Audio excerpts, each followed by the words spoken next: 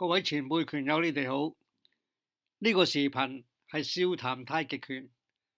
以前拍過太極拳10年未入門嘅視頻，先講我學太極拳嘅過程。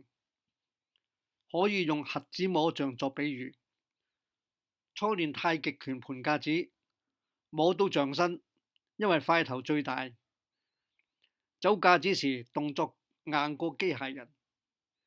練了一段時間後，得到師友指點，步伐有點靈活，但還是舉步笨拙，因為摸到象腳。再過一段時間，經過努力盤架子，自我感覺良好，自信心爆棚，到處找拳友推手，因為摸到象牙。做咗鬥牛勇士，試想大笨象連車輛都能夠推翻，用的就是象牙力量，以為天下無敵，但返到老師身邊，只有被打的份兒，幸得師傅師兄師姐指導，進入了另一個境界。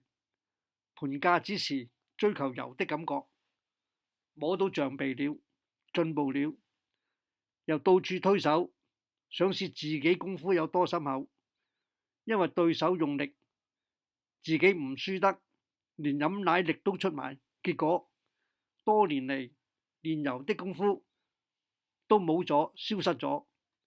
得到教訓後，知道推手不是用來論輸贏的，係用嚟印證太極功夫的，用嚟訓練技擊時的反應的。因此我對舉行推手比賽有保留。再練就摸到象尾巴了，以為練到無用力的功夫了。練了一段時間，盤架子時以為用意不用力了，結果又丟又頂。現在向象耳朵進發，摸到象耳朵時，不知道會有什麼體驗。以上係我練太極拳嘅過程。拳友們，如有練拳時有趣經歷，請留言分享。就算將大笨象各個部位都摸完，還要將各部位歸納統一，練成周身一家，又要分骨肉分家，那麼才算入了太極門吧。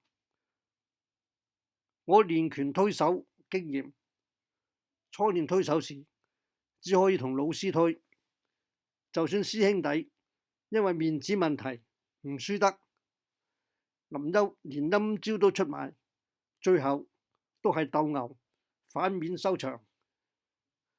要同追求太極功夫嘅師兄弟在無旁觀者的地方練習，不傷和氣，不失面子。